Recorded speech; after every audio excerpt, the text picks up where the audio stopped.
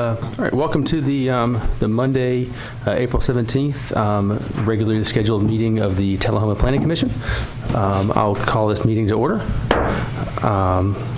With that, with determination of a quorum, we have 6 present and 1 absent. Ms. Almacher is absent, so that is a quorum.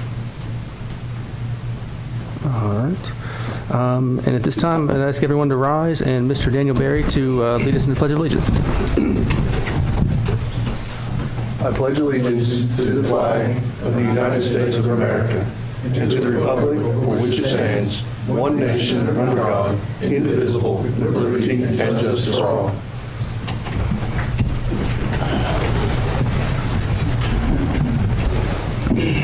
All right. Thank you, Mr. Berry. Read and approve the minutes from the regularly scheduled meeting of the Planning Commission held on March 20th, 2023. The minutes are in your packet. Take a minute to review them, and I will entertain a motion to approve. Motion to approve. Motion to approve from Mr. Hall, second from Mr. Sellers. Any discussion?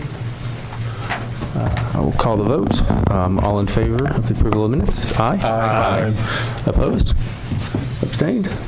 All right, 6-0. Motion passes.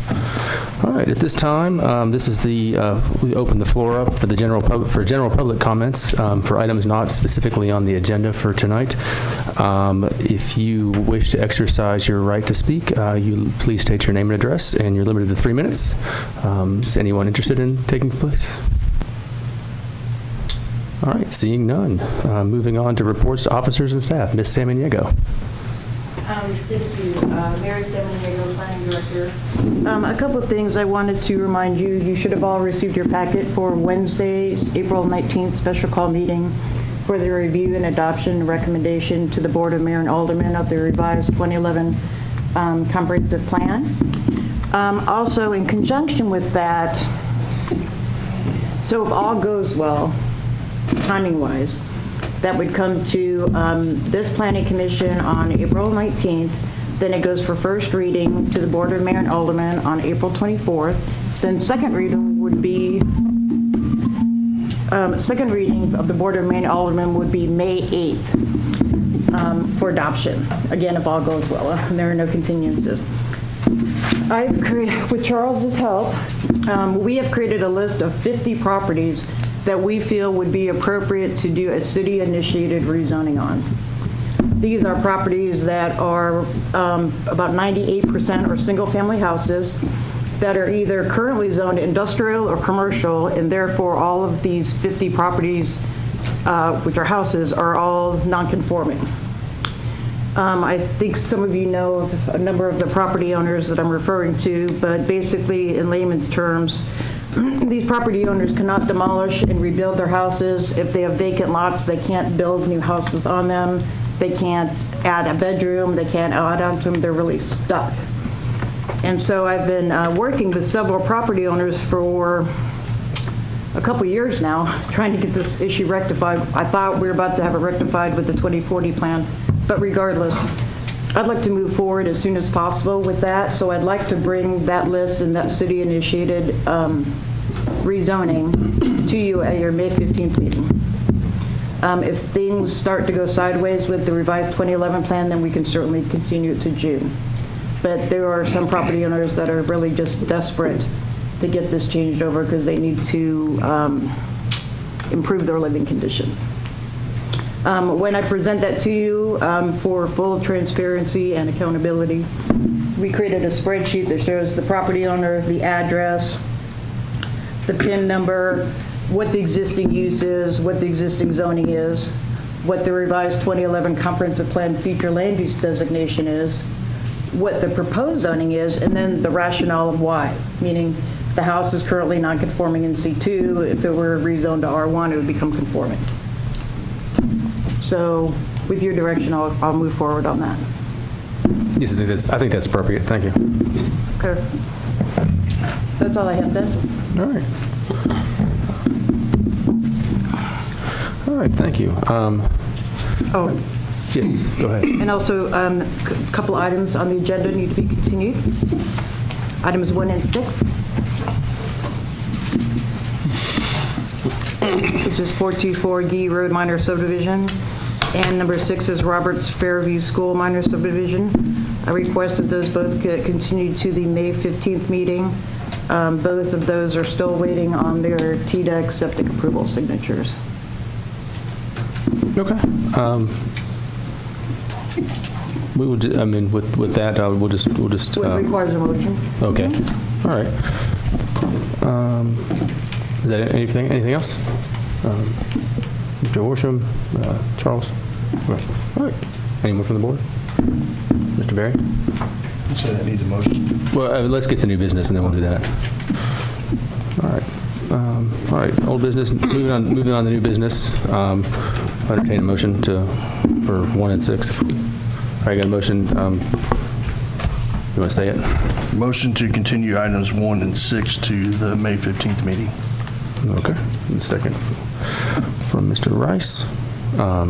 Discussion on this? All right. Okay. All right. All right. I'll call the vote. All in favor of postponement? Aye. Opposed? Those items 1 and 6, G Road and Roberts Fairview School, will be continued at the May 15th meeting. All right, moving on to the Ross Minor subdivision, a plat to create 3 lots from existing 2.4 acres at the 600 block of J.D. Neal Road. The applicant is Sean Ross. I'd invite the applicant or representative to come forward if he's present. Okay. This is a public hearing, so at this time I'll open up the floor for the public hearing. Anyone that wishes to come forward and speak about the Ross Minor subdivision, please come forward and you have 2 minutes. All right. I will now close the public hearing and move on to entertain or move on to the staff report. I'm sorry. Ms. Samaniego. It's actually Mr. Rush today. Okay, Mr. Rush. Proposed subdivision is 33 lots from a 2.41 acre parent tract and urban growth boundary, which is, of course, 600 block of J.D. Neal Road. All lots are approximately 0.8 acres and have 104 foot of road frontage on a currently zoned RS1. Like I said, the parent tract is currently 2.4 acres. 0.080 acres for each lot. Septic system is years apart.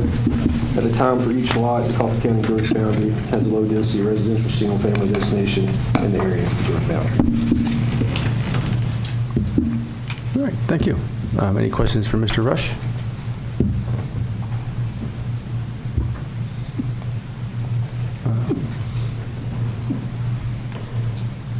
It seems to have broken. All right, at this time I'll entertain a motion for the minor subdivision. That's fine. Oh no, yeah. Motion to approve the final plat subject to all staff comments. Okay. Second from Mr. Hall. Discussion? Yes, question. That's in the UGB, that's not in the city limits, correct? That is correct. Correct.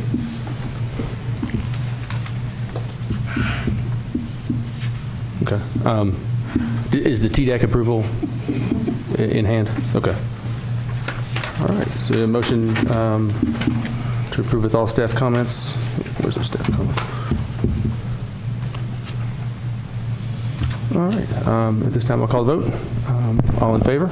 Aye. Opposed? Abstained? All right. Motion passes 7-0. That was a motion from Barry. Yep. And seconded from Hall. Excellent. All right. Anthony Lake Hills Minor Subdivision, a plat to create two lots on 3.56 acres at 311 Short Springs Road. Applicant Claire Maxfield. I'd invite the applicant to come forward at this time and tell us about your plans.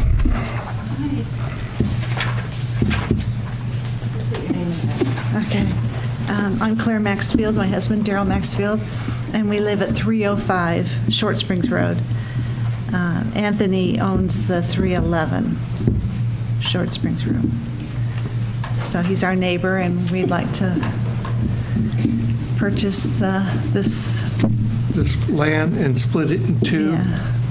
My sister is Terry Lang, and she's going to purchase the north half, and we're going to purchase the south half that is up against our existing house. All right, thank you. Any questions for the applicant? All right, thank you. All right, thank you. All right, this is a public hearing, so I would invite anyone from the public that wishes to speak on this minor subdivision to please come forward. All right, seeing none, I'll close the public hearing. Staff report from Mr. Rush. Yes, lot 1 will be 1.8 acres, 117 foot of road frontage. Lot 2 will be the exact same. Property is zoned R1. Lot exceeds the minimum size, 1,200 square foot, and lot size of 75, which is actually R1 with public sewer. Planning considerations, the parent tract is currently 3.5 acres in size. We'll leave an additional parcel of 8.74 with the existing home. Lots will have access to public local road, Lake Hills Road, with a 50-foot right-of-way. Electric, sewer, and water service will be provided by TUA, and a fire hydrant is within 500 foot of property. All right, questions for Mr. Rush? Mr. Rush, gentle reminder for the folks at home, make sure you speak into the microphone so that they can hear you, okay? Yes, ma'am. Thank you. All right. Thank you, Mr. Rush. All right. At this time, I'll entertain a motion. Motion to approve, subject to staff comments. All right. Motion from Mr. Hall. Second from Barry. Discussion. All right, seeing none, I'll call the vote. All in favor? Aye. Opposed? Abstain? All right. Motion passes 7-0. Item number 4, the Holt Minor subdivision, a plat to create 2 lots from 8.64 acres at 872 Holt Lane. The applicant is Mr. Joe Demby. I do not see Mr. Okay, never mind. Thank you. Hi, I'm not Joe Denby. He just wants to cut about an 8.5 acre parcel into 2. And Can we get your name, please? Mandy Bobo. Okay, thank you. You're welcome. Any questions for Ms. Bobo? All right. Thank you. All right. This is a public hearing, so I invite anyone from the public that wishes to speak on the Holt Minor subdivision to come forward at this time. All right. Seeing none, I'll move on to the staff report with Mr. Rush. Yes. It's located in Franklin County. 2 lots, a single-family dwelling, current vacant lot, remains a burnt building. Property is zoned R1. Proposed lots are 5.32 acres. Lot 1 will be 3.32 acres with 187 foot of lot width at the building line. Lot 2. There is actually a TVA easement, power easement on Lot 1 as well as Lot 2, which pretty much makes Lot 2 unbuildable since the 150-foot easement. Lot 1 is actually still buildable since it still has an acre.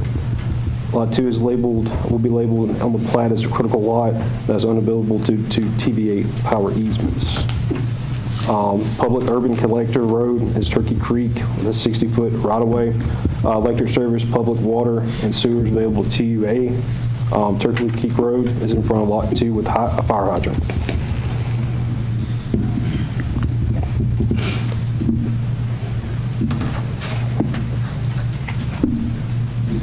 Approval of this lot. Staff recommendations. Okay. All right, thank you. Questions for Mr. Rush? So, Lot 2, because of the TVA lines, it said you're not allowed to pretty much build anything on Lot 2? Okay. Is this in the city limits? Yes. Okay. The line's out there somewhere close. Yes. It borders it. Yeah. Yep. I think I know where this is. Is this where that barndominium burnt? Yes. That was pretty much, it was brand new barndominium and Yes. it caught fire? Okay. And now, is the lot that the barndominium on, is that lot 1 or that's lot 1? I will entertain a motion. Motion to approve. Motion to approve of the final plat, subject to all staff comments. All right. Second. Second. From Mr. Sellers. All right. Any discussion?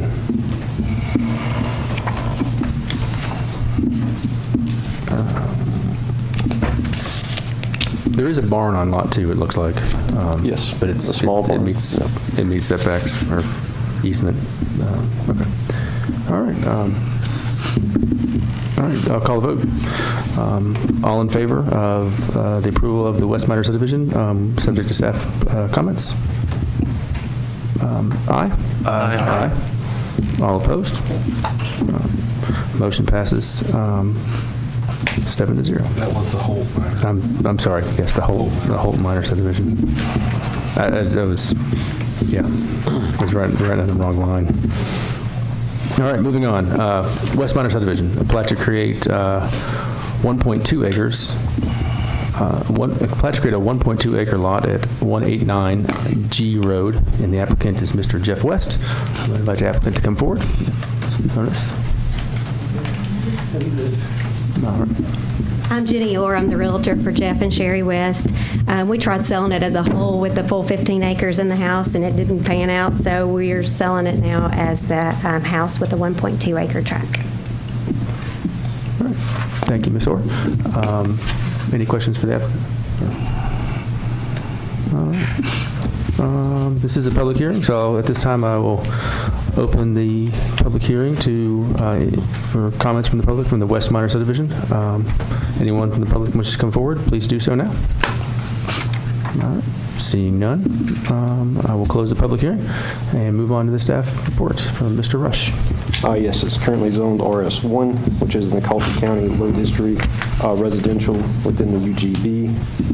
To create one large parent tract, one lot from a larger parent tract. It's currently occupied by a single-family dwelling with a detached garage. Lot 1 will be 1.2 acres with 225 foot of road frontage. The zoning district in Tullahoma's urban growth, it meets that, which is 300,000 square feet with a width of 100. The parent tract will, of course, be 14 acres in size. There are existing septic tanks on the property to serve the existing residential unit. Water service will be provided by TUA and electric service by Duck River. Staff recommendations for approval. All right. All right.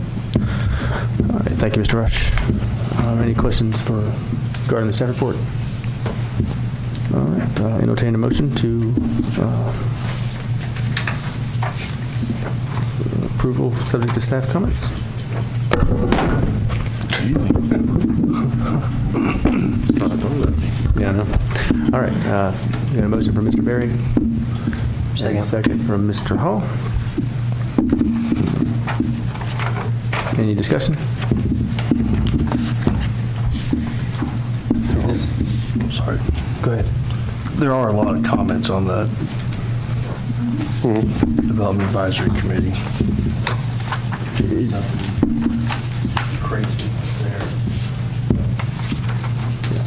Is the TDAC approval in place? It's not. This is an existing house with an existing septic, so together. I'm sorry. Approval is not required, that's fine. I saw it missing from the Yeah. comments there. So. Any other? Call the vote. All in favor? Aye. Opposed? No. 7-0. Number 6 has been continued to the May 15th meeting. So moving on to Section B of new business, the text amendments. This is also a public hearing. Text amendment ZTA 231, text amendment for zoning ordinances for sign code revisions. I will turn this over to the staff for their report. I don't know which one of you is handling it. Thank you, Mary Samaniego.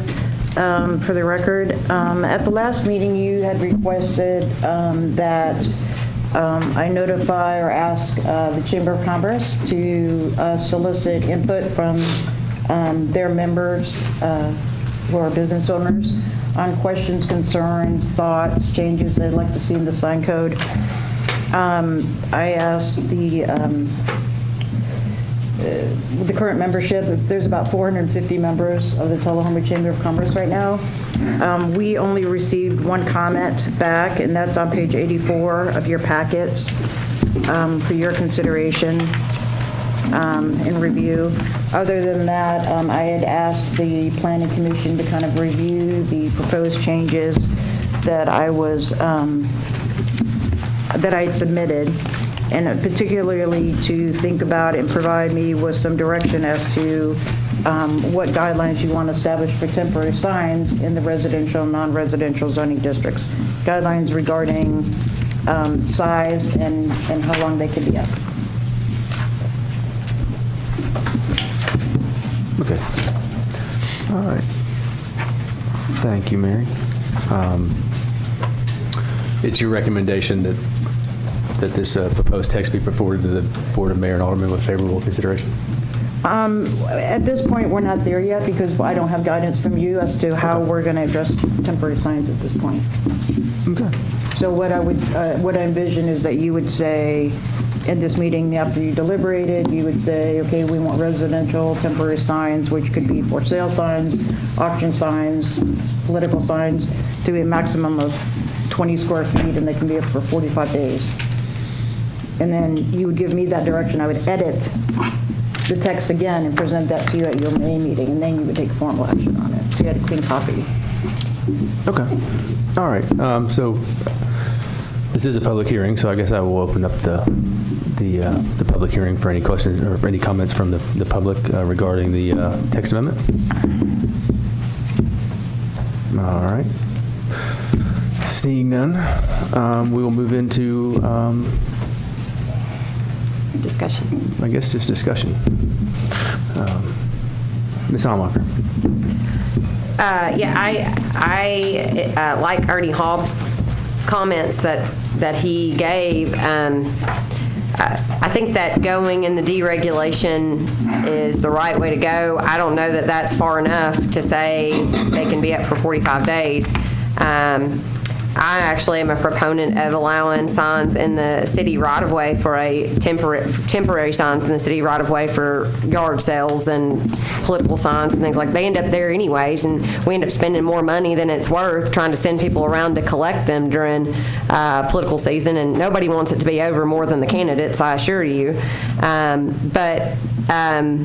You know, for businesses and even residents in town who want to display temporary signs, I don't think it should be incumbent upon us to tell them what they can and cannot display on their own property, so long as it isn't anything obscene. You know, we also get into this. You know, we're talking about for sale signs and businesses and realty companies, and those would be temporary signs for this as well. And I mean, who are we to tell them your house can only be up for sale for 45 days before you're in violation of the sign ordinance? If it's on private property, let's deregulate it and have minimal regulations. I didn't see the 45 days. Well, I mean, that was just an example she gave. Yeah, just, you know. It was marked as 70 days, right? That's what it was. I just threw a number out there. Yeah, okay. she just threw a number out You there. could say 180 days. You could say temporary signs are exempt from permitting. Yeah, I don't think we need permitting for temporary signage. That's my opinion. Mr. Berry. Yeah, I do agree with Alderman Allmarker that if it's on your property, as long as it's not obscene, it's your property. Put what you want on there. But that's different from the right-of-way, right? Right-of-way is public property. So there are two different things there. Your property, do what you want. Public right-of-way. I would say, I don't know what the number is, but I do like putting a size limit on there and a length of time. I don't think, as long as it, say it, well, I'm just going to use the example numbers that you threw out. Say it was 20 square foot, which is what, a 5x4 roughly at max. Is that right? Is my math right there? For 45 days. I don't think you need to go, like if somebody wanted to put it opening soon. The banners have always been kind of a sticking thing for me. I think if they want to put an opening soon banner in there, then, and it meets a size requirement, they shouldn't have to go get a permit for that. It's going to be over 30 days. So I do agree. Let's say, let's put a size constraint that isn't obnoxious. Let's put a time constraint. And if it falls within those, then it's on you to make sure, the individual to make sure that that meets the size constraint. If it doesn't, then that's on you as well. We come and collect it. Something I'd like to add. Hang on, we'll go around if anybody. Yeah, I was going to say I disagree with this. In the one version we got, it was 70-day limit for limitation on personal property. And I don't think we should have any limitation if it's on personal property. But we have people that have personal businesses. They advertise on their, with the small sign. As long as they have one sign, it meets the regulations, and I say that's fine, but there shouldn't be no time limit on residential properties. And I think for business, for non-residential properties, again, I'm not thinking that we should have a very narrow time limit. 70 days is really not that long. And I think some of the businesses said, they want to be able to advertise, and we shouldn't inhibit that. So I'm for not having a time limit or making it even longer than 70 days for businesses, non-residential, I'm sorry. Okay. Anything? All right, back to Ms. Almacher.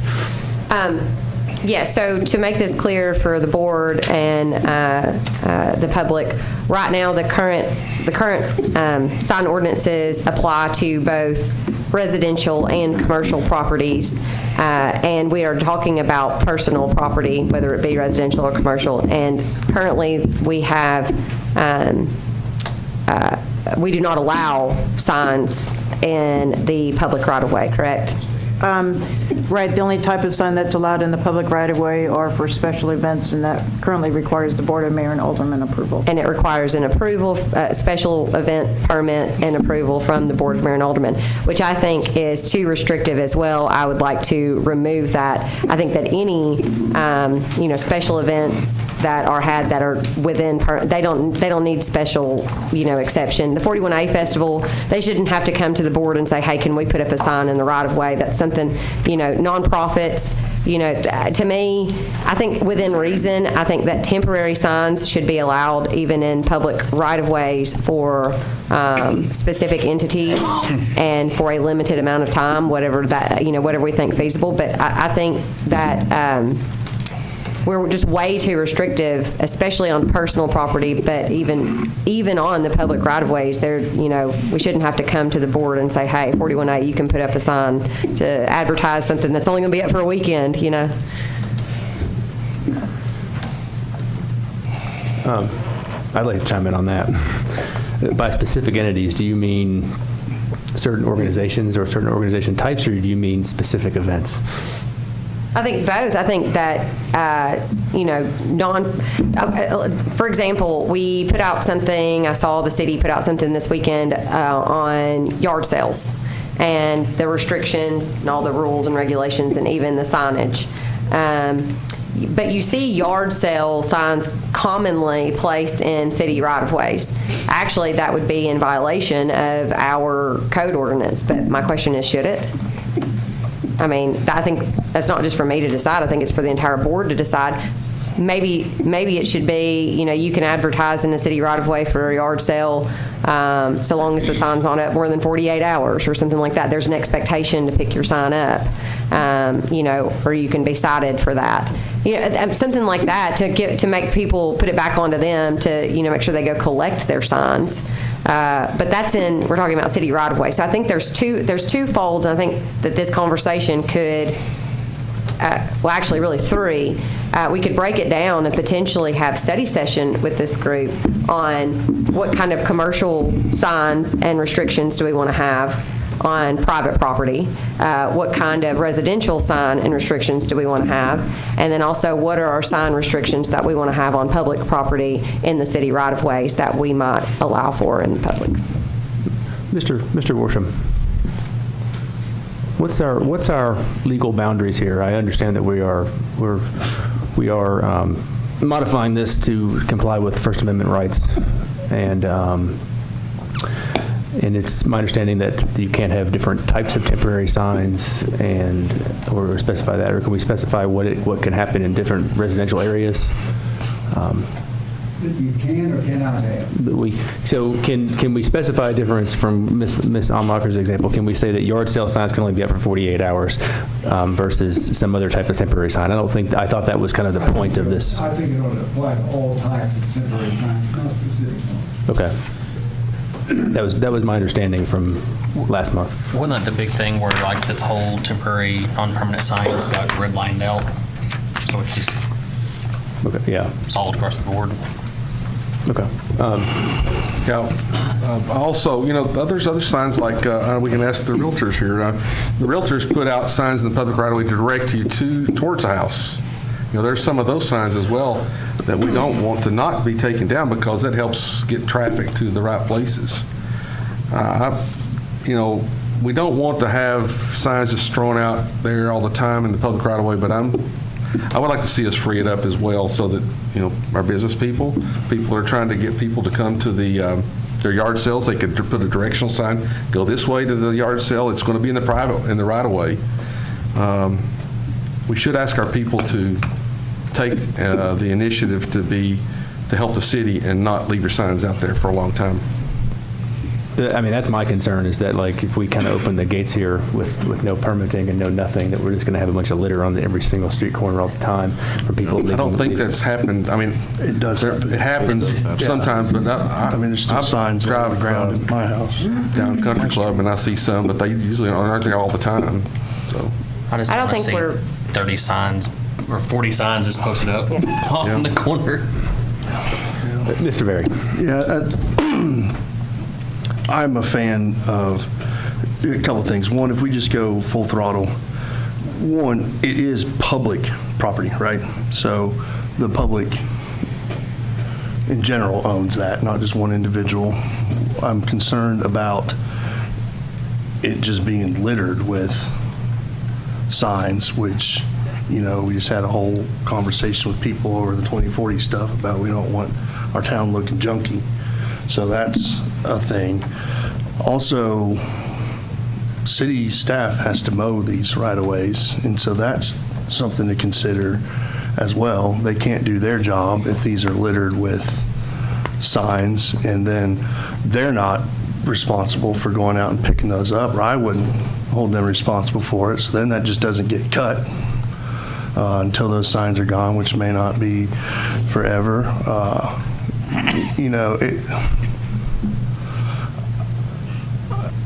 Your yard, do what you want. But even then, if I've got a $500,000 home somewhere and all the other ones are, I don't want people throwing junky signs out. Maybe my homeowners association takes care of that if I'm in a homeowners association. But, there's also, if you just kind of do say, hey, do whatever you want, that does have implications on other people. But I'd like to shy away from that. Your property, and I think the whole point of temporary means there's a time limit. So if you just say, let's not put a time limit on temporary signs, then it's no longer a temporary sign. It becomes a permanent sign. So if we're going to go the route of just opening that up, then just get rid of temporary signs totally, right? And then I guess you could delineate between fixed and temporary. It could just mean it's on some H stakes in there, right? But by definition, temporary means it's not meant to be there forever, for an indefinite amount of time. I don't know that we solved that tonight. I think maybe we do need more recommendations, but as far as the temporary goes, I say we find Ernie I mean, go with Ernie's. He's the only one that commented. Ernie says 30 days. That's the only public comment we received. But I said let's come back, probably. Let me curious the board's thoughts on this. There's concern about permitting and stuff like that, or permitting of these signs and having to come to the Board of Mayor and Aldermen and ask for permitting. Is that something that we can do away with through maybe not apply for a permit, maybe just file with City Hall that we are placing these signs and that the signs are going to have a remove by date on them or something like that to alleviate those concerns? Is that within? Are you talking about on public right-of-ways, or are you talking about on public or private property? Public right-of-ways. The private property, I think we're in agreement across the board there. Yeah. Yeah. Go to the planning codes just like you would for I feel like for your house. I've never understood why it's got to come to the BOMA. I don't agree with that seems like either. a high I think stake. it's almost silly for that. But Yeah. the temporary signage, you might get into a mess. I understand that we can't restrict content, and that is true. We cannot restrict content or really types, what you were trying to say. But the temporary signs, you get into a mess of trying to delineate between what's appropriate for a yard sale sign to be up and how many days, which should only be a couple, right? And how long a for sale sign from a real estate company should be up. And the two obviously are very vastly different reasons and vastly different timelines. And so, in those public right-of-ways. So I think we have to be very careful in how we word this so we don't disenfranchise. And we couldn't then enforce it against somebody with a yard sale and not enforce it against our companies, Well, which I we think don't want to punish, If it's in public right of way, you shouldn't have the actual for sale sign there. You may have a open house sign or something like that, but that shouldn't be something that's there. Well, I mean, to say for sale and have an arrow or, open up. I mean, we see those commonly, and they're not generally, I don't see them being taken down. We haven't enforced our sign ordinance against real estate companies. We really haven't enforced the sign ordinance on right-of-way signs for yard sales very often, have we? Yeah. Oh, we've been cracking down on that? Yeah, we've, the property maintenance inspector drives around and pulls signs out of the right-of-way. There's a huge pile of them behind our office. But are we pulling real estate signs? Any sign that's in the right-of-way that's portable. Usually they're not real estate signs. They're like snipe signs or car wash, or we flip house signs, usually like snipe signs. Usually real estate signs aren't in the right-of-way, they're on the private property. So should we limit signage? It wouldn't be based on content necessarily, but limit signage to local residents and businesses? I mean, could that be a thing? I think you'd have a hard time delineating that. Can I ask what you guys' opinion on this? You're the professionals. Oh, thank you. One, I'm going to pass the opinion. Mr. Worsham, do you see any legal implications for allowing signs in a right-of-way? I don't quite know what you mean, Ms. Almeida. That because it's city-owned, it's either city-owned or TDOT-owned property, for a private property owner to put like an obstruction in the right-of-way legally. They don't own the adjoining property owner doesn't own the property. It's government property. There are driveways. You have to worry about site visibility, try and go up. Is there any? I think we prohibit all signs in public rights. Well, we do, right. But what about the other way? If their discussion is moving to allowing signs in the right-of-way, and I just want to make sure that you feel legally comfortable with that. Well, or you can ponder it. From a legal standpoint, I think we could allow them as well. I think the city owns the property just like I own my property. If I want a sign in my front yard, I can put it there. Okay. Now, I think, though, however, that it might constitute a nuisance if it's so large as to obstruct traffic or driveway, deny my neighbor sunlight from their home and things like that. Well, so I think that that's the thing that the courts might have to address. So I think, yeah, we can allow signs in the public right of way. Okay. I just wanted his feedback on that. And I think the court will allow you to have reasonable restrictions that have some reasonable basis, like don't obstruct traffic, don't keep it there too long, don't put a sign in front of your neighbor's The sign, driveway. things like Right. that. That was the only concern Just that so you can provide them with reasonable restrictions. Now, what's going to be reasonable might depend on, you might have to look at each particular restriction and see whether or not the courts have had any kind of ruling about that. Okay. Yeah, that was the only concern that I had pop up with this whole discussion about in the right of way. You have to make sure that, if you put a 4x5 sign up, it's not right at a driveway cut where somebody can't see around it to pull out. So it's common in engineering that there's a thing called a site visibility triangle.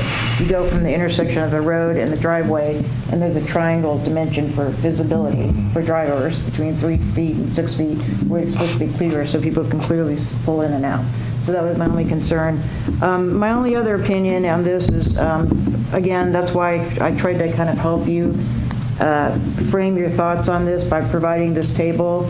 I mean, at this point, it would probably be appropriate maybe to start with, again, the way the discussion is leaning would be like, okay, look at all of the sign areas for residential, and the largest one is a portable sign, so 100 square feet. So all residential temporary signs could be 100 square feet. Just pick the lowest common, the least restrictive of the current regulations. Do you see what I mean? So for commercial signs, we've got real estate are 32 square feet. Grand opening and special promotion is 100 square feet. So the largest temporary signs area that you could have for non-residential use would be 100 square feet. So you could say all temporary signs in commercial areas or for commercial uses could be no more than 100 square feet. By the lowest common denominator. Or you could say that as a given, and then anything that falls outside that boundary, give people a recourse and say you could then ask for a permit to be approved. Or a variance. Or a variance. Yeah. But if it was a permanent signage, then it would be a variance. If it was a temporary sign, perhaps a permit might be appropriate. Or you can also build within your sign code provisions for like design exceptions where I, as the planning director, could make like interpretations, like it's usually a percentage, like if they up to 10%, so if they were up to 10% of the minimum requirement, up to 15%, the planning director could administratively waive it, that kind of thing. So you can create a design exception process in here as well to kind of. I'd like to do away with the sign permit for commercial businesses. I think it's a given that if you open a business in this town, you're probably going to want to put signage up with it. And if it's on that commercial, I mean, so long as it falls within the nuisance parameters, that it doesn't create a nuisance or block traffic, I just feel like, new businesses have a hard way to go as it is, with all of the fees and different things that they have to pay. It's kind of like when you come up here and get a business permit, with that we can give you here are the limitations of what your sign is or whatever our sign ordinance is, but I don't think there should be a separate permitting fee for having a commercial sign.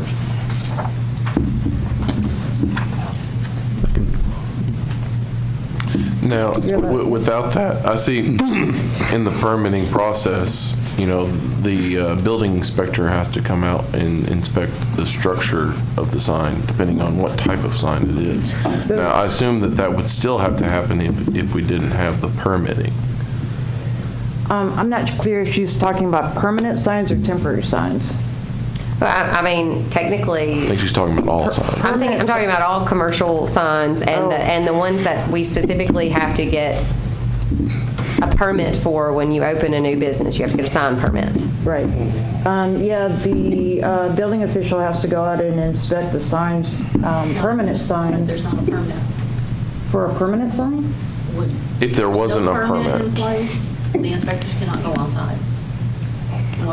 But not a temporary sign, but a permanent sign. So somebody puts up a new electrical pole sign. There's no permit in place. Right, they won't go out. But that's what I'm saying, that's why they go out, is that somebody's putting up a new pole sign that's internally illuminated. The inspector goes out to make sure that, one, it's not going to fall down, 2, the electrical was done properly, and 3, it's not. But we would have to have a permit in place for Right. that to happen. Exactly. So I think that's why the we main have- purpose of the that's part of sign. the You don't reason want people sign putting permit. up something that's a hazard Well, to the community. Okay, I'm okay with that being inspected, but I'm not okay with a separate fee. I mean, when you come and collect, you charge for a business license, you can say, hey, and if you have to get inspected for a certificate of occupancy, that could be part of that process. But it shouldn't be a separate process, is what I'm trying to say. So, I A mean, separate fee. so if a business doesn't, you can look at it that two ways. Either someone's paying for that inspection and that process, and it's either the taxpayer or The individual with the sign. or the individual assigned. And if we look at it from an a la carte You have process, to pay. They're already paying for inspections for certificate of occupancies. To get a CO, they're already paying to get building inspections. They're already paying to get business permits. They're already paying for the substructure of their business. They're already paying to put a business here. Why are we trying to collect money off of a sign that's so minimal? And even if a sign inspector does go out there and take a look at it, it's not like this takes a lot of time. And it's something they were already going to have to do. They're already going to have to be on site for something else usually. I mean, to me, it's just, we shouldn't be, somebody who owns a small business and has a storefront operation in this town, I don't know if anybody else on this board does, but I have several storefront operations either that I own and or manage. And it is ridiculous the amount of money that you have to pay just to open the doors. And the sign permit, the cost of that is exorbitant. And that's one thing that we can do. so here's what I was getting ready to say. Basically, you can look at it as an a la carte thing. So if your business doesn't need a sign, why should you pay the higher price to have it inspected as if it was? I don't think you should pay a higher price. I think you should pay, I don't think there should be a sign permit fee, period. I understand that, but there's cost associated with that, so it's got to go somewhere. There is not really any cost associated with that. If they're already going to have to go on site to inspect the premises to make sure that it passes for a CO, then looking at a sign structure is not really any more cost. I do not think the engineering principles are not that simple. As an And if the engineer, sign was built as an engineer, I can assure you that they are not that Well, open a business in this town and then you'll see how costly it is. It is. simple. I'm not denying that it's not costly. But the sign fees are, am I Mr. Bear. wrong? It's just like $20 or $30? Not, Am I missing it something? varies. Did I miss something? Flat $20 fee. It's on page $1 per 47. Square foot, okay. So $120 tops. No, no. The current permit fee schedule is on page 47 of the. Mr. Barry. I'm going to backtrack real quick. I changed my opinion on right-of-way signs. I think we should continue not allowing right-of-way signs, period. If you want to do it on your property, do it on your property. Keep it out of the public right-of-way. I'm a fan of doing that. We just nip that in the bud. I do think that if I've opened a business and I want to put a coming soon banner that's 6 foot by 2 foot, that's temporary for 30 days, I think just go ahead and let Derek print you one off and put it in there. You don't need to get a permit for that.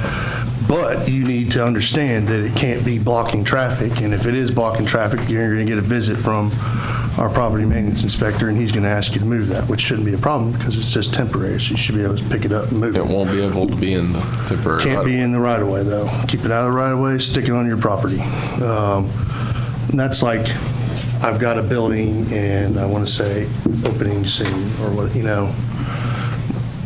I agree.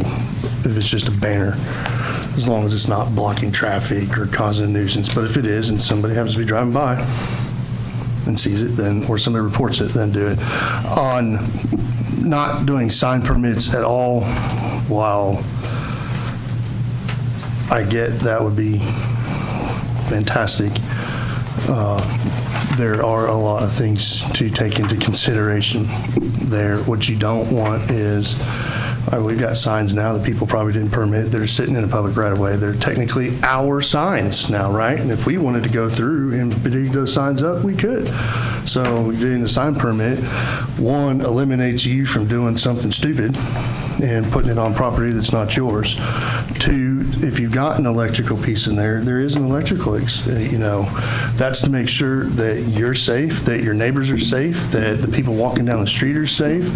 There's an issue with, if I'm going to put a super top-heavy sign pole and then I use some little aluminum sticks to, poles to hold it up. I'm not an engineer, but, I can see that cartoon happening. So, there's things like that, and yes, it does take time and it does take money. I do like we want to limit and expedite some of these things where we can in the cost of entry, but also at the end of the day, it's our job to ensure that the public is safe, first and foremost above everything else. To make sure that the playing field is fair is probably our second most thing, and to make sure that you aren't burdening anybody else with your costs. So I don't think I'd be for just eliminating, charge what it costs, Maybe we break it down that way. Section 708, page 56, we have non-conforming signs and other provisions. Currently, we have in there where if it's a non-conforming sign that's been in existence, they are grandfathered in. I would like to know why you tried to remove that. Why do you think we should remove the grandfathered in, since that's redlined?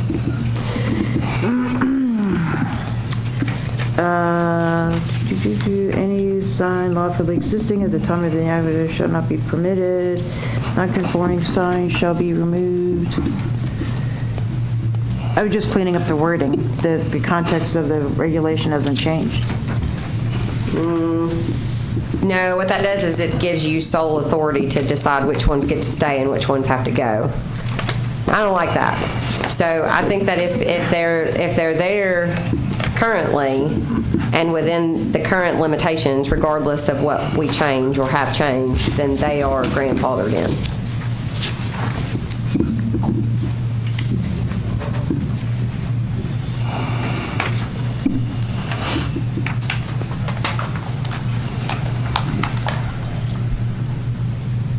I would just ask for that change to be made back as well.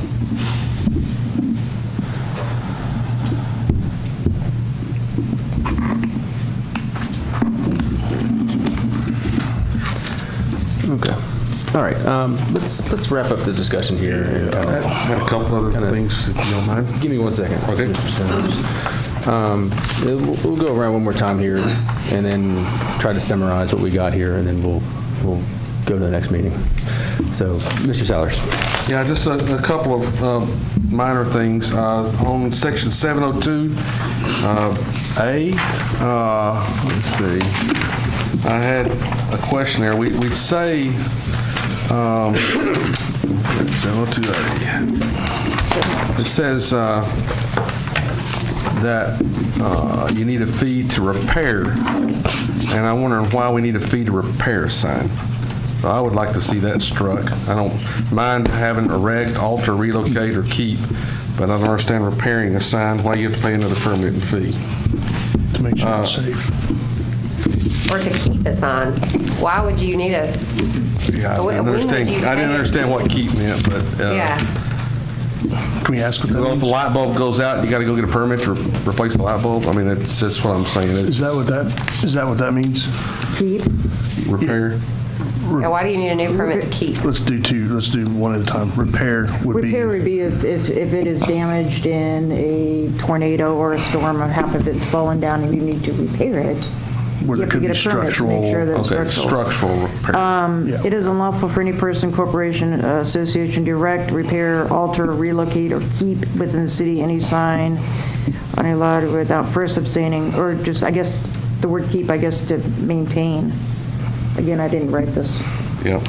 Or I guess alter, relocate, or have within the city any sign that doesn't have a permit.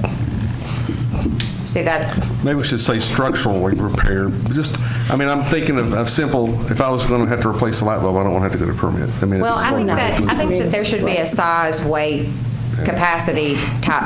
I don't think you need a permit, again, for every sign. Yeah. And, if there are the engineering, if it's big enough to where that's a concern, and I don't know how we do that constraint, or if the size, the weight is of a certain capacity, but also if a business moves, why should, and it's not of that size or weight, your sign's a banner or a 10 by 10 plastic, should you have to pay another sign permit? I mean, so I think deregulating this and only making it where necessary, and the absolute necessity, structural things. Can you define where necessary? Is there going to be a list of where necessary? No, I think it should be a size and weight parameter. Set by? I mean, I don't know. I'm throwing that out there. I mean, I thought that's what we're doing right now is saying, hey, here's some ideas. Yeah, just ask to expound on that. Yeah, I mean, I'm open to. That's something that I could follow up on and talk to our building official about what kind of triggers an inspection, what kind of triggers electrical permit. Somebody's going to put out a banner. You don't need a sign permit for that. Right. We've actually designed professional standards that has a height and square foot definitions. Right. So I can certainly consult our new business official, or building official rather, on that. I guess the last one is same section, D, well, it's D2 in the new document, but I guess it's D3 in the one we have here in our packet, about a permit fee when you're demolishing a sign. I guess I didn't understand why we would charge to demolish a sign. Is it? The thought is to make sure that it's going to be electrical, make sure the electrical lines are closed out Cleared properly. out, okay. Because sometimes they're just Okay. cut. Those were just mainly questions about why we're Just make sure thank you. that things are closed out properly for safety. It looks like you've got the number 3 marked out. Is that just In the mine? new document, it was under item 2, but this is the red line document. The one we got that was a non-red line, it was under 2. Yeah. I might have just put two and 3 together Yeah. just for, It's the same fee. again, just trying to simplify, not have such a long outline. All right, so Can we motion to postpone and come back to this? I think we can, but the kind of, we kind of list a summary, and I think we probably just need to have a study session on it if we want to do that. We're not, I don't think we don't have a motion to approve it. Mr. right now, so- Chairman, Yes, Mr. Comer, you've been quiet. I have a couple of concerns. One is concerning what Mr. Perry said a while ago on he's now in favor of leaving the requirement for signs in the right-of-way as having it prohibited. I agree with that, with it from the start. And one of those concerns that I have is, let's say I'm a private property owner. I've got a right-of-way in front of my house. If you let the public put a sign in there, does that mean I can go out there and put a sign as the property owner, property behind? Or can anybody go out there and put a sign up on that? And I certainly wouldn't like that. And so I think the cleanest way is just to leave it like it is and prohibit signs in the right-of-way. No, after a little bit more clarification. And my other comment is I just heard a suggestion to postpone, and I think we're doing a big overkill to start with. I think the original problem was that Mary was trying to comply with a court order and get our ordinance in line with that, and while she was doing it, she wanted to go through and clean it up some. Other than that, I don't think we had a problem. And the reason I say that is because I asked at our previous meeting that we send this to the Chamber of Commerce and let them take a look at it and make sure that there was no problem. Now, a lot of people say, "Now, I'm not going to go and look through that thing and dig it out," and that's okay. But if they had a real problem, they would have. If it had really been concerned that, hey, we're kicking them to death in the teeth with these permit fees, and that needs to stop. Somebody would have said that. And so I think we're just kind of spinning our wheels. And Well, I'm saying it. I'm saying there's a problem with it, and we've had many complaints, and I've had many complaints. Nina, I know you've had complaints. There's a guy sitting in this room, I know he's had complaints. He owns a sign business. Complaints about sign permit fees. Not just the fees, I'm talking about the sign ordinance, the sign code. Yes, I've had lots of complaints about the sign codes. we put it out to the Chamber of Commerce, and that includes all the business people. That doesn't include all the business people. I'm not a member of the Chamber of Commerce. Well, Let's let Mr. Comer it finish. includes the majority. And, that's just my opinion, is that we're spending a lot of time on a non-problem. This is a good point. I disagree. It's a good point. Okay. All right. Let's just kind of summarize this. We had some good discussion here, and then we will make a motion to do whatever. But we kind of discussed basically kind of no limits, at least on time, for personal property signs on personal property, temporary signs on personal property. We had max square feet. I think we talked about having the taking the intersection of all the lines and doing what makes sense there. In the right-of-way, I think we kind of went back and forth. My only concern about the right-of-way is really realtors and stuff like and folks like that are using that as kind of their business storefront to direct them to houses and stuff like that. I'm sure there's other examples too, but I can't think of them at the moment.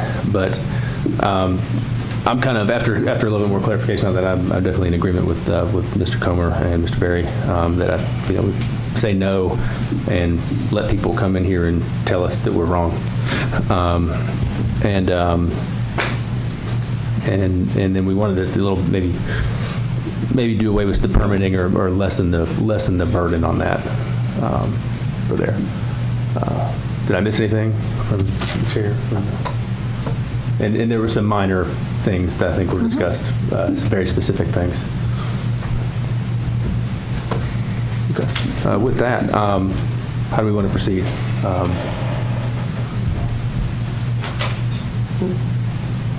Mr. Berry. I would say let's postpone, but if we want to have a study session, do a study session. If we want to pick it up at the next meeting, pick it up.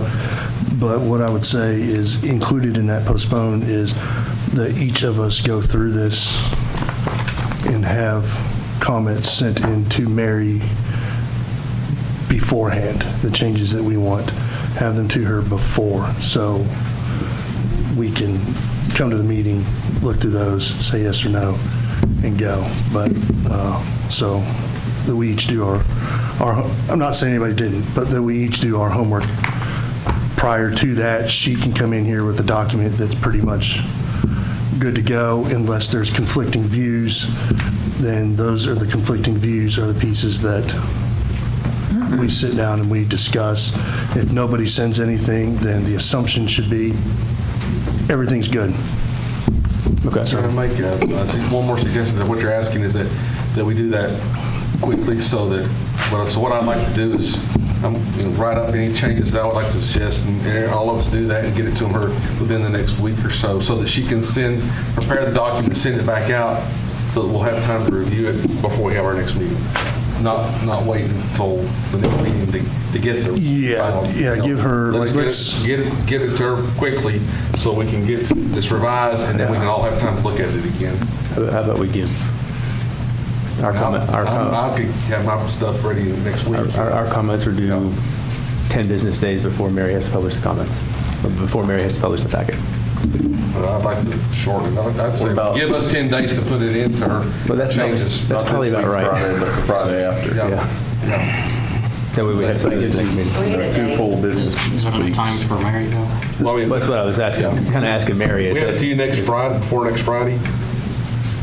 Then you could So next Friday would be April 28th, and then the packets are due May 10th. Yeah, I'll get it done. Okay. All right, we want to have that. So motion to postpone with the parameter that this board, members of this board have their suggestions into Mary by May 28th? April 28th. April 28th. I'm not in a hurry on this. By close of day. All right. Second. Second for Mr. Sellers. Did you get that? That was a complicated one. All right. Call the vote on that. All in favor of postponement? Yes. Just state when you're going to postpone it. Yes. Yes. All in favor of postponement of this of text amendment ZTA 231 to the May 15th meeting with the stipulation that the commission will provide comments to Ms. Samaniego by April 28th for any proposed changes. All in favor? Aye. Opposed? All right. Motion passes 7-0. All right. That is the end of our agenda for the Planning Commission meeting. Can I approach the topic you got? Can I make a statement? Regarding? My name's Chris Bateman. I'm the land surveyor surveying items 5 and 6 on the agenda tonight. Item 5 you guys approved. Item 6 was pushed forward to next month. And item 6, I need to ask Ms. Mary, item 5 and item 6 are the same thing. I don't understand why I need to have TDEC's approval for item 5 and item 6 were the same thing. Item 5, the West Minor subdivision, you're creating one lot with an existing house. And so the existing house already has a septic system. Yes, but the remaining lots. The remaining lot isn't subject of this application because it's over 5 acres. So as you know, the state law exempts lots 5 acres or greater from local subdivision approval. Okay, so it's over the 5 acres? Yes. Okay, all So right. then the other one, Roberts Fairview School Road, is a total of 5 acres. Yes. One lot is 3 point something, the other lot is 1. The 3 point something that's vacant does All require right, septic. that's why I was asking. Thank you. Yeah, All right. you're welcome. Thank you. So in the future, the time to do that would have been during one of the public hearings for those. Thank you. All right, so that concludes the Planning Commission meeting, and we are adjourned from the Planning Commission meeting. At this time, we will move to call to order of the Board of Zoning and Appeals for the whatever today is, April 17th. All right, and read and approve the minutes from the March 20, 2023 meeting. At this time, I will entertain a motion regarding the minutes. Motion to approve. Motion from Mr. Hall and Mr. Rice. All in favor? Aye. Opposed? Minutes passed 7-0. Moving to item number 3, unfinished business, variance 226 to reduce the rear yard setback for an accessory structure from 10 feet to 0 feet at 100 Sims Lane. Applicant is the Greater Faith Community Church. Applicant is not here. Ms. Samaniego? Thank you, Mary Samaniego for the record. I just received a text message and I spoke with him earlier, the applicant, Mr. Smith. He is unable to make the meeting. You don't need to know why, but he's unable to make the meeting tonight. So I request that we continue this case to the April 15th meeting. No, May 15th meeting. All right. With that, motion to continue to the May 15th meeting from Mr. Hall. Second from Mr. Berry. I'll call the vote. All in favor? Aye. Abstain. Opposed? Opposed, yes, that's an option. Opposed, actually. Abstain. Motion to postpone passes 6-1 with Almacher opposed. All right. It should be dropped because it's unenforceable. Moving on to new business with the public hearing. variance number 227 to reduce the front yard setback from 25 feet to 0 feet at 101 Lynn Street. The applicant is Ms. Tabitha Vines. If the applicant, Ms. Vines, would come forward and tell us, state her case, we would be happy to hear. Thank you. Hi, I'm Tabitha Vines. I own the property at 101 Lynn Street. I bought it 20 years ago in 2003, and I lost my home to a fire in 2022, December of 2022, from arson. So because of the circumstances, insurance didn't settle until September of lost the home in fire in December of 21. Insurance didn't settle until September of 22. And because of those circumstances, I only got a fraction of my policy and unfortunately can't rebuild. So I purchased a double-wide modular home with intent to put it where my home was. My home was in a floodway, so I needed to get an elevation survey, which I did, and an H&H study, which did not get approved by FEMA. So I'm requesting that 0 feet variance, kind of a Hail Mary, if you will, to go back to my property and get the modular home there. Okay, thank you. Any questions for Ms. Vines? Mr. Sellers. The request was for a 0-foot setback. I mean, there's got to be a little bit of setback. You're not asking to put it right on the road, right? No, sir. So shouldn't the I mean, I variance will have leave been- that up to the contractor just to make sure the home's out of the floodway. But Miss Mary. Ms. Mary, can you comment on how that really should have been? Should have been like, there's 10 feet of setback instead of the minimum? In my opinion, it should be 0. If you look at the property and you look at the exhibit that I provided you that shows the floodway and the property, and I believe that I even included the measurements, from the front property line to the edge of the floodway, she only has about, it's at an angle, it goes from about 20 feet to about 30 feet. It's 0 feet setback from the floodway, not from the road. No, it's a 0-foot setback from the front property line. The front property line is the right-of-way line. The right-of-way line is not the edge of the road. If you look on page 22 of your staff report, please, all of you. Let's get there if we're... Oh, I'm sorry. Okay, well, sorry. Okay. Let me ask Ms. Vines. Thank you. Okay. All right. And this is a public hearing, so I will at this time we'll open the public hearing for anyone from the public that wishes to comment on this variance request. All right. Seeing none, I will close the public hearing and move to the staff report. Ms. Samaniego. Thank you. As the applicant stated, she is requesting a 0 front yard setback from the required 25 feet for a local road, which is Lynn Street. The property owner's entire property is in the FEMA regulatory floodplain. The floodplain itself is made up of either the floodway and then the floodway fringe. The floodway and the floodway fringe, those two elements make up the entire floodplain. You can see on the map on page 23 of your packets, the black square that I drew are her property lines. And you can see how the entire property is in the floodplain, and the striped area is the floodway. I would say 70, 75, almost 80% of her entire property is in the floodway. In order to construct in the floodway, there's a considerable amount of due diligence and permitting that's required by the Tullahoma, Tennessee Emergency Management Agency. She began that process with doing an elevation certificate. The building has to be elevated so much above the base flood elevation, but then also in the floodway, you have to do a full engineered hydrology study that's computerized that shows that this structure will not increase the floodwaters by any percentage, which mathematically is almost impossible to do. So in reality, I spoke with the state representative from FEMA about this situation a couple times, and our policies within our plan and our ordinance, as well as FEMA's overall stance, is to try to eliminate and not have structures in the floodway altogether. So at this point, we recommended that she ask for a front yard variance to push the building out of the floodway altogether. I will say that This is one of those instances where a variance approval, in my opinion, is warranted because this is a case where there's a peculiarity about a specific piece of property.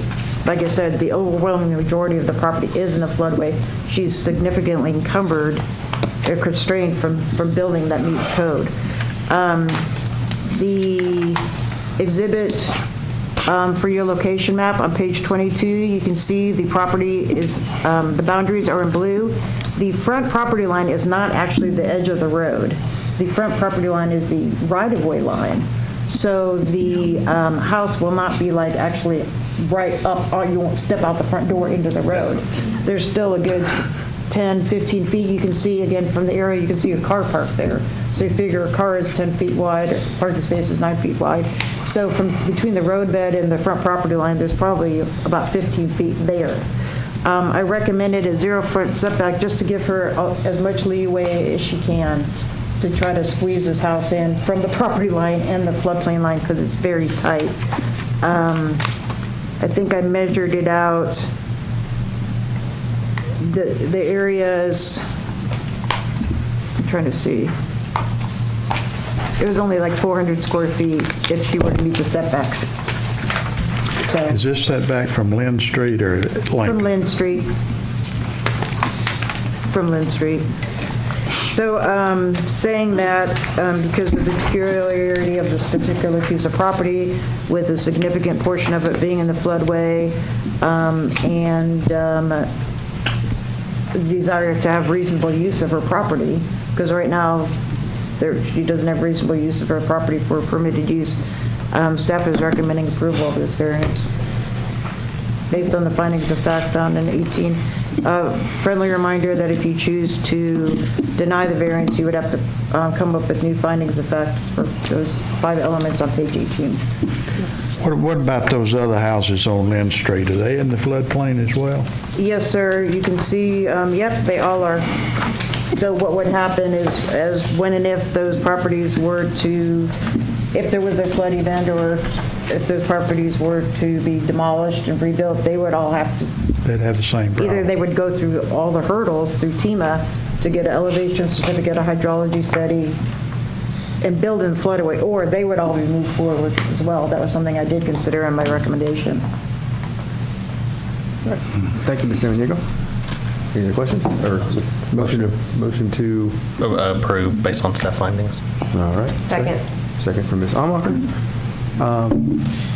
My only real question is does she have a valid survey to show what lines she can't put the house in? Yes, she's already done the elevation certificate. She's already had a surveyor out there and marked the floodplain line. We were just waiting for this. Okay. Anything else from the board? All right, I will call the vote. All in favor of variance approval? Aye. Opposed? All right. Variance is approved, 7-0. Good luck on your reconstruction. Thank you. All right, and with that, we do have unfinished business, so I guess we need a motion to adjourn. Motion to adjourn. Ms. Bennett and Mr. Hall, all in favor? Aye. All right. We're adjourned. Thank you.